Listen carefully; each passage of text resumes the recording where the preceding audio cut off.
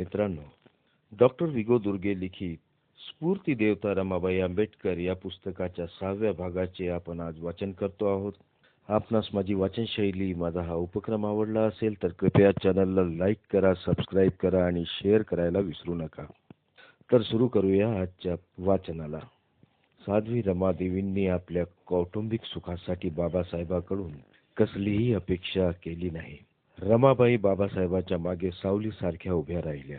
अनेक प्रसंगी आपल्या सहकाऱ्यांकडून नियोजित काम व्यवस्थित न झाल्यास ते खिन्न होऊन बसत. इतरांप्रमाणेच आपल्या समाजातील लोकांकडून होणाऱ्या टीकेमुळेही कधी कधी ते निरुत्साही होत असत. त्याचा पुरावा डॉक्टर बाबासाहेब आंबेडकरांनी दिनांक 30 डिसेंबर 1932 रोजी श्री भाऊराव गायकवाड यांना लिहिलेल्या पत्रावरून स्पष्ट मिळतो. प्रस्तुत पत्रात ते लिहितात, महारेतर म्हणतात की महाराच्या पक्षपाताने वागतो. महारातील देशस्थ म्हणतात मी कोकणस्थ नव्हे कोकणे आहे. कोकणस्थ म्हणतात मी देशस्थांच्या तंत्राने वागतो. एका पार्टीचे लोक म्हणतात मी दुसऱ्याच्या मुठीत आहे. अशा परिस्थितीत मला हे पुढारीपण नकोसेच झाले आहे आणि येथून परत गेल्यावर स्वतः उद्योग करण्यापलीकडे काही सार्वजनिक कार्य करावयाचे नाही असे ठरविले आहे. उपरोक्त पत्रावरून इतर समाजातील लोकांप्रमाणेच आपल्याच अस्पृश्य महार बांधवांकडून होणाऱ्या टीकेमुळे ते किती व्यथित व निरुत्साही होत याची कल्पना येते. परंतु अशा किंकर्तव्यमूळ स्थितीमध्ये त्यांचे नैराश्य व निराशा दूर करण्याचा प्रयत्न त्यांची सहचरिणी पतिनिष्ठ रमाबाई यथामती करीत असे. पुढाऱ्यांच्या जीवनात असे टीकेचे प्रसंग येणारच. टीकेचे घाव सोसल्याशिवाय देवपण येत नाही. काळाच्या ओघात निंदक लोक नष्ट होतील, परंतु तुमचे कार्य व कर्तव्य अजरामर राहील. अशा प्रकारे काही ज्ञानाच्या सामान्य गोष्टी त्या असामान्य महामानवाला विनम्रतेने सांगून त्यांना पुन्हा दुप्पट जोमाने कार्य करण्यास प्रवृत्त करीत. त्यांच्या निराशाग्रस्त मनाला स्फूर्ती देत. अशा प्रकारे साध्वी रमादेवींनी आपल्या पतिदेवांच्या ध्येयपंथातील काट्यांची सतत झाडलोट करून त्यांचा कंटकमय मार्ग अधिक सुगम व निर्विघ्न बनविण्यासाठी प्रयत्नांची पराकाष्ठा केली. आपल्या प्रकृतीची पर्वा न करता पतीची सर्व प्रकारे निर्हेतुकपणे सतत काळजी घेतली. म्हणूनच रमाबाई या बाबासाहेबांच्या सामान्य व सहधर्मीच नव्हत्या तर प्रत्यक्ष स्फूर्ती देवता होत्या हे म्हणणे संयुक्तिकच होईल. हिंदू धर्मावरील अस्पृश्यतेचा कलंक दूर व्हावा म्हणून समाज नेत्याप्रमाणेच सरकारनेही प्रयत्न सुरू केले होते. याच काळात मुंबई काउन्सिलमध्ये अस्पृश्यांना न्याय देणारा एक ठराव मंजूर झाला. सार्वजनिक निधीतून चालणाऱ्या संस्थानातून किंवा सरकारी कोर्ट, विद्यालय, धर्मशाळा, तलाव, विहिरी अन पाणवठे या सर्व ठिकाणी अस्पृश्यांना मुक्त प्रवेश मिळावा. इतरांप्रमाणे त्यांच्याशीही समान वागणूक असावी असा त्या ठरावाचा थोडक्यात आशय होता. अस्पृश्योद्धाराच्या दृष्टीने हे खरोखरच पुढचे पाऊल होते. दिनांक 20 जुलै 1924 रोजी डॉक्टर आंबेडकरांनी बहिष्कृत हितकरणी सभा या नवीन संस्थेची स्थापना केली. या सामाजिक संस्थाद्वारा अस्पृश्योद्धाराचे कार्य हाती घेण्यात आले. अस्पृश्याच्या शिक्षणाची सोय, त्यांची राहण्याची जागा, समान सेवा केंद्रे, शाळा, पाणी पुरवठा इत्यादी दृष्टीने प्रयत्न सुरू केले. याच संस्थाद्वारे अस्पृश्यांची गाऱ्हाणे वेशीवर टांगण्याचे प्रयत्न जोराने सुरू झाले. बाबासाहेबांच्या प्रेरणेने जागोजागी अस्पृश्य संघ स्थापन करण्यात आले. त्याच वेळी डॉक्टर आंबेडकरांच्या जीवित कार्यातील एक मोठी घटना घडून आली. ती घटना म्हणजे अस्पृश्य समाजाला एक निशाणाखाली महाडला एकत्रित करून मानवी हक्कासाठी त्यांना बंड करावयास लावणे ही होय. त्यासाठी स्वतःच्या शरीर स्वास्थ्याची बिलकुल पर्वा न करता बाबासाहेब जनजागृती करण्यासाठी सारखे इकडे तिकडे सभांना व परिषदांना जात असत. त्यांच्याकडेही लोकांची एकसारखी रीघ लागलेली असायची. लोक बाबासाहेबांना थोडी देखील मनशांती आणि शारीरिक विश्रांती देत नसत. त्यामुळे त्यांची पत्नी रमाबाई लोकांवर चिडून जात असे. त्यातच रमाबाई आपल्या पती राजांकरिता त्यांच्या ऑफिसात जेवणाचा डबा पाठवित असत. परंतु बाबासाहेब कार्य वाढल्यामुळे भरलेला डबा तसाच परत आलेला पाहून रमाबाई मनातून अतिशय दुःखी होत. पती उपाशी म्हणून त्या देखील उपाशीच राहत असत. परंतु या गोष्टीची डॉक्टर आंबेडकरांना कल्पना नसायची. समाज उद्धाराचे त्यांचे कार्य अव्याहत सुरू असे. दिनांक 19 व 20 मार्च 1927 रोजी कुलाबा जिल्ह्यातील महाड गावी एक परिषद भरवण्यात आली. कारण महाडला सर्व नागरिकांना पाणी पुरवठा करणारे चौदार नामक स्वच्छ पाण्याचे एक सार्वजनिक तळे होते. या तळ्यातील पाणी भरण्यासाठी फक्त उच्च जातीतील लोकांनाच परवानगी होती. परंतु अस्पृश्यांना मात्र पाणी पिण्याचे तर दूरच त्या चौदार तळ्याजवळ फिरकण्याची देखील बंदी होती. नेहमीसाठी सक्त मनाई होती. म्हणून महाडच्या त्या चौदार तळ्यावर आपल्या अस्पृश्य बांधवाबरोबर जाऊन ते सार्वजनिक तळे अस्पृश्यांनाही खुले करून देण्याचा निर्धार डॉक्टर बाबासाहेब आंबेडकरांनी जाहीर केला. यासाठी प्रखर लढा देण्याचा व मोर्चा नेऊन प्रत्यक्ष कृती करण्याचा निश्चय बाबासाहेबांनी केला होता. दिनांक 19 व 20 मार्च रोजी आयोजित अस्पृश्यांच्या परिषदेच्या अध्यक्षस्थानी दीन दुबळ्यांचे कैवारी डॉक्टर बाबासाहेब आंबेडकरांचीच नियुक्ती झाली होती. या परिषदेत बाबासाहेबांचा महाड चौदार तळे सत्याग्रह जबरदस्त गाजणार असे सर्व लोकांच्या मुखातून व वृत्तपत्रातून सारखे बोलले जात होते. महाडच्या सत्याग्रहात महिला देखील भाग घेणार असल्याची माहिती रमाबाईंना समजली. त्याविषयी त्यांनी बाबासाहेबांजवळ गोष्ट काढली. बाबासाहेबांनाही पत्नीची थट्टा करण्याची लहर आली. तेव्हा ते गंभीरतेने म्हणाले, हो, मुंबईहून पुष्कळ स्त्रिया सत्याग्रहात भाग घेण्यासाठी महाडला येणार आहेत. त्यांचे नेतृत्व तू केले पाहिजे. हे ऐकून रमाबाई म्हणाल्या, अहो, नेतेगिरी हे काम पुरुषांचे. आम्ही महिला तिथे येऊ त्या केवळ पुरुषाच्या जेवणाची व्यवस्था ठेवण्यासाठी, भाषणबाजीसाठी नव्हे. तेव्हा बाबासाहेब म्हणाले, अगं, तिथे निदान 5-6 हजार लोक जमा होतील. त्यांची सर्वांची व्यवस्था तुला करावी लागेल. ते पतिदेवाचे विधान ऐकून त्या निग्रही पत्नीने ताबडतोब उत्तर दिले, अहो, कितीही लोक आले तरी रात्रंदिवस स्वयंपाक करून मी सर्वांना जेवू घालीन. त्या बाबतीत कसलीही उणीव भासू देणार नाही. कितीही लोक तिथे येऊ द्या. जेवढे अधिक लोक येतील तेवढा अधिक आनंद मला होईल. माझ्या पतिदेवांनी आरंभिलेले कार्य यशस्वी होण्यातच मला खरी धन्यता वाटेल. आपल्या रामूच्या तोंडून एवढे स्फूर्तीचे व धीराचे आत्मविश्वासाचे शब्द ऐकावयास मिळतील याची त्या क्षणापर्यंत तरी त्यांना अपेक्षा नव्हती. आपले साहेब खरोखरच आपल्याला महाडला घेऊन जातील या कल्पनेत साध्वी रमाबाई रंगून गेल्या होत्या.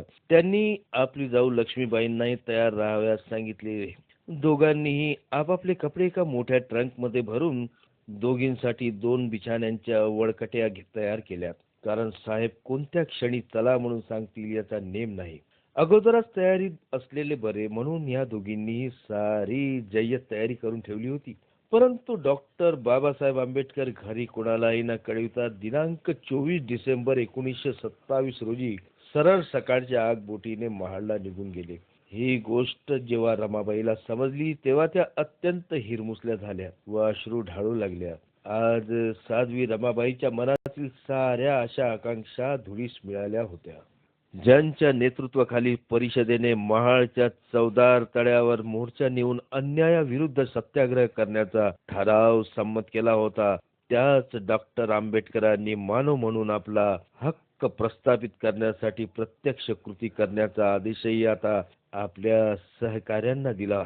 शेवटी 20 मार्च हा प्रत्यक्ष संघर्षाचा दिवस उगवला. महाडच्या मार्गावरून असंख्य सत्याग्रही डॉक्टर बाबासाहेब आंबेडकरांच्या प्रभावी नेतृत्वाखाली अतिशय शिस्तीने शांततेने चौदार तळ्याकडे निघाले. चौदार तळ्याच्या काठावर सारा अस्पृश्य समाज शांततेने उभा असताना प्रथमतः स्वतः बाबासाहेबांनी त्या तळ्यातील पाणी ओंजळीने प्राशन केले. नंतर सर्व सत्याग्रहींनी त्यांचे सहर्ष अनुकरण केले. अन्यायाविरुद्ध पुकारलेल्या या युद्धात पहिली लढाई बाबासाहेबांनी यशस्वीरित्या जिंकली होती. पुढे दिनांक 10 मार्च 1937 रोजी न्यायालयाकडूनही तलाव व विहिरी अस्पृश्यांसाठी खुल्या करण्यात आल्या. सत्यमेव जयते म्हणतात ते खोटे नाही. शेवटी सत्याचाच विजय झाला. वस्तुतः महाडच्या चौदार तळ्यातील प्रस्तुत सत्याग्रह केवळ धर्मांध अस्पृश्य लोकांच्या परंपरागत विचारांना धक्का देण्याकरिता होता. तरीही अस्पृश्य मंडळी परिषदेच्या नियोजित स्थानी येतात. त्यांच्यावर उच्च प्रतिष्ठित सनातनी मंडळीकडून एकाएकी हल्ला करण्यात आला. निशस्त्र सत्याग्रहींवर दगडविटांचा मारा केला गेला. दिसेल त्यांना काठ्यांनी झोडपण्यात आले. अनेक लोक रक्तबंबाळ झाले. तरीही डॉक्टर आंबेडकरांच्या सबल नेतृत्वाखाली सत्याग्रह शेवटपर्यंत शांततेने सुरू होता. महाड येथील अस्पृश्यांची ही क्रांतिकारी परिषद संपली. चवदार तळ्याच्या त्या सत्याग्रहाने अस्पृश्य बांधवांना अन्यायाविरुद्ध प्रत्यक्ष लढा देण्याची नवीन शिकवण डॉक्टर आंबेडकरांनी दिली. इकडे महाडला खूप मोठी मारामारी झाली असून त्यात बाबासाहेब आंबेडकर जखमी झाले असल्याची वंदता रमाबाईंना समजली. तेव्हा अति काळजीमुळे त्या साध्वीने अंथरूणच धरले. आपला धाकटा भाऊ शंकर याला महाडला पाठवून पतिदेव सुखरूप असल्याची जेव्हा त्यांनी खात्री करून घेतली, तेव्हा रमाबाईच्या प्रकृतीला हळूहळू आराम पडू लागला. अन्यायाविरुद्ध लढा देण्याचे अनेक प्रसंग बाबासाहेबांच्या जीवनात आलेत. कारण अस्पृश्य हा हिंदूच होय, मग अस्पृश्यांनाच हिंदूच्या देवळात जाण्यास बंदी का असावी, ही गोष्ट डॉक्टर आंबेडकरांना मान्य नव्हती. म्हणून नोव्हेंबर 1927 मध्ये अमरावती येथील अंबादेवी मंदिर आणि पुढे नाशिक येथील सुप्रसिद्ध काळाराम मंदिर अस्पृश्यांना खुले व्हावे म्हणून डॉक्टर बाबासाहेब आंबेडकरांच्या नेतृत्वाखाली सत्याग्रह झालेत. अंतिम विजय मिळेपर्यंत डॉक्टर आंबेडकर स्वस्थ बसले नाहीत. आपल्या प्रकृतीची व जीविताची पर्वा न करता त्यांनी ते कार्य केले व यशस्वी करून दाखविले. शेवटी बाबासाहेबांच्या खंबीर व निश्चयी धोरणामुळे अमरावतीचे अंबादेवी मंदिर व नाशिकचे काळाराम मंदिर अस्पृश्यांसाठी नेहमीसाठी खुले झाले. या दोन्ही सत्याग्रहाच्या वेळी देखील साध्वी रमाबाईंना व्यक्तिशः भाग घेता आला नाही. तरी त्यांची ठाम पतिनिष्ठा व करारी प्रवृत्ती दोन्ही प्रसंगी अंशतः सहाय्यभूत झाली.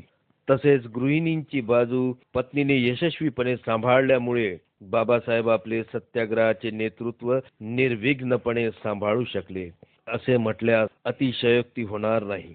थोर पुरुषाची पत्नी होणे हे जसे महान भाग्य तसेच एक मोठी जबाबदारी असते. डॉक्टर बाबासाहेब आंबेडकर म्हणजे 20व्या शतकातील एक महापुरुष.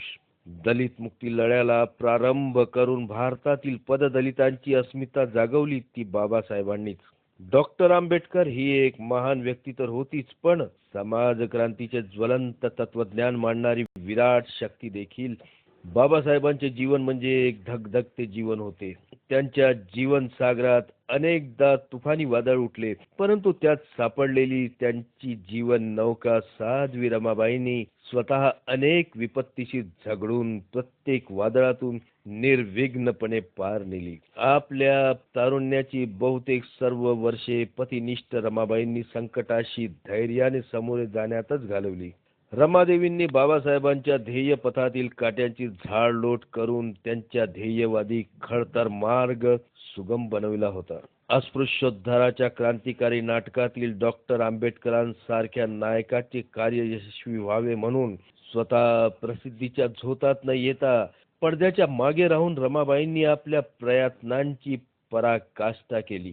पतिदेवांच्या स्वीकृती कष्टमय जीवनात त्यांनी प्रामाणिकपणे साथ दिली. आपल्या कौटुंबिक सुखासाठी त्यांनी बाबासाहेबांच्या प्रत्येक लहान मोठ्या कार्यात त्यांना यथामती प्रोत्साहन करून व स्फूर्ती देऊन त्यांच्या मागे सावलीसारख्या सदैव उभ्या राहिल्या.